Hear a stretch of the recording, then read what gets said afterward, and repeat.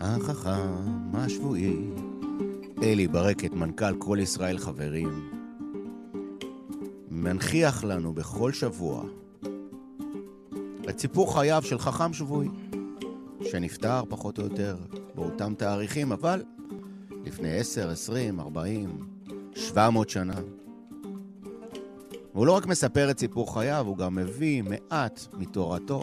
ואומרים שכשאנחנו מדברים על חכם, שפתיו דובבות. אפילו אם הוא קבור באיזה מקום, הפה שלו מתחיל לזוז, אתה נותן לו חיים, למרות שהוא כבר נפטר. אז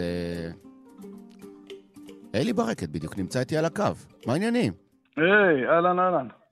מה שלומך? אני כרגע ביוון ושנינו מוקלטים. וואו. אני מקווה שאתה בסדר עם זה. כן. זה יוון על יוון. תגיד, מה חכמנו? מי הבאת לנו היום? חכם השבוע הוא החכם המקובל אברהם ישראל אזולאי, רב העיר מרקש במרוקו. באותה תקופה, קצת לפני, חי מקובל אחר עם אותו שם, חכם אברהם אזולאי, שהיה רב העיר חברון, סבו של מרן החידה. הם קרובי משפחה, אבל זה לא אותו חכם.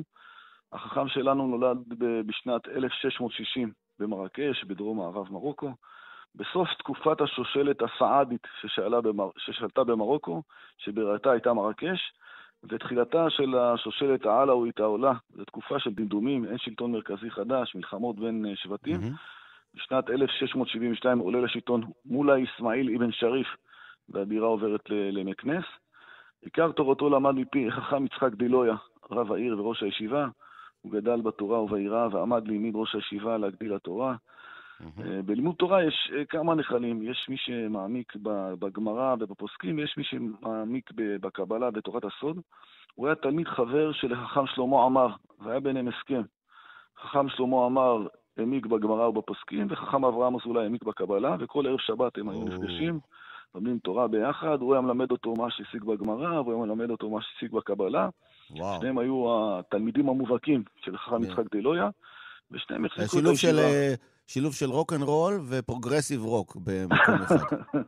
אבל הם היו ביחד, באהבה ובאחווה. זה יפה, זה שילוב יפה, זה שילוב טוב. לא הייתה ביניהם מחלוקת, לא בהלכה ולא בהנהגה. פעם אחת הם נחלקו במה שלמדו בלשון הזוהר. וחכם שלמה אמר, אחרי שהוא נפטר, הוא נפטר ב-1738, ככה כותב מרן החידה בספר של השם הגדולים, שחכם שלמה אמר, בא לחכם אברהם אזולאי בחלום ואמר לו, שבישיבה של מעלה, שהוא יושב עכשיו ולומד בשמיים, גילו לו שאכן אמת מה שפירש בלשון הזוהר, אלא מה שפירש חכם אברהם אזולאי כיוון לדעתו של רבי שמעון בר יוחאי, כך שעשה שלום ביניהם. זה מה שנקרא דש מהגדולים. עשו לו פינת החכם השבועי שמה. יפה. שמו של החכם מקובל אברהם אזולאי נפוץ בעולם, כאחד מגדולי המקובלים בדורו. באו ללמוד אצלו מכל מרוקו, למד אצלו חכם שלום בוזגלו, שהיה אחרי זה הרב של לונדון, מחבר הספר מקדש מלך. למד אצלו חכם אברהם אבן מוסא, שהיה אחרי זה הרב של טוניס, ושהוא היה תלמידו של החכם המקובל יעקב מרגי מטיטואן, והיה להם מחלוקות בענייני ההגאות על תורת הארי. זה לא כמו היום שהכל מודפס וברור מה הנוסח הנכון, איזה הבדלי גרסאות יש. אז חכם המקובל יעקב מרגי, שהיה גדול ממנו כ-20 שנה, הטריח עצמו לבוא מטיטואן למרקש. כשהוא מגיע לבית שלו, אז חכם אברהם אזולאי קורא בזוהר, וחכם יעקב מרגי שומע אותו, ואומר לו, טעית. זה לא ככה הלשון הנכונה של הזוהר. וחכם אברהם אזולאי אומר לו, תיקון כזה, רק חכם יעקב מרגי יכול לתקן. הוא אמר לו, זה אני, וכך הוא למד ממנו.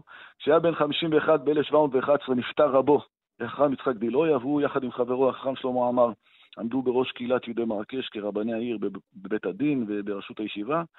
כשהיה בן 64, ב-1724, הוא הגיע לעיר הבירה. מה זה אומר? שניהם עמדו בראשות כן, הם היו שותפים, הם היו חברים, אז ניהול משותף של... זאת אומרת, ומי היה הרב האשכנזי ומי היה הרב הספרדי? היו שני רבנים מרוקאים. אחד קבלה ואחד בענייני קבלה ואחד בענייני גמרא. נכון. יפה, מעניין דווקא. כשהיה בן 64, ב-1724, הוא מגיע לעיר הבירה מקנס.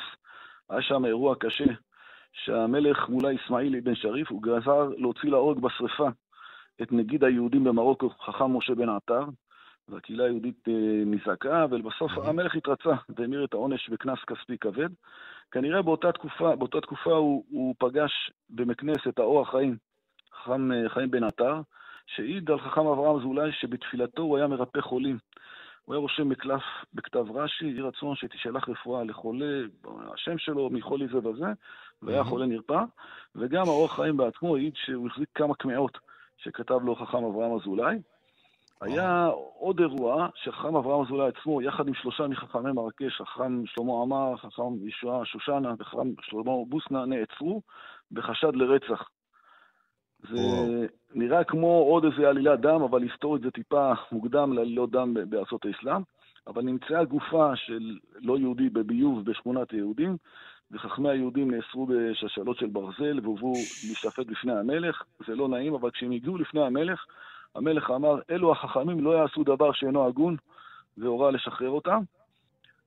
חכם אברהם אזולאי נפטר ביום ח' באב 1741, שזה יוצא ביום שבת לפני 284 שנים. הוא נקבר במרקש, אך מקום קבורתו אינו ידוע לנו.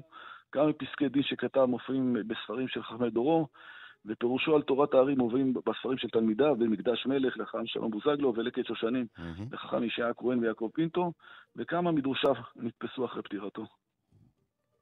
אז יש לך איזה משהו קטן להביא? יש לו פירוש למזמור אשת חיל.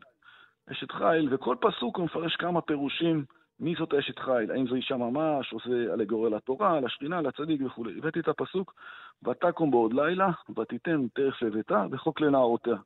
מי זו? מי זו? כן. ואם על תלמיד חכם ידבר, אם האשת חיל היא תלמיד חכם, יאמר כאן, עומד בחצי הלילה לעסוק בתלמוד תורה. ואם תאמר, למה לטרוח כל זה? לזה אמר כי הוא צריך 2 לימודים.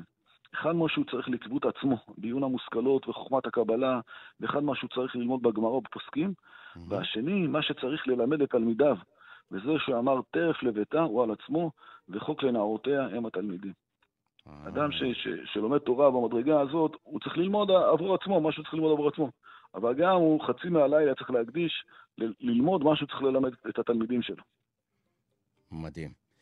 אלי ברקת, מנכ"ל כל ישראל חברים, ברוך תהיה, שבת שלום ומבורכת לך ולכל בני ביתך ולירושלים ובכלל.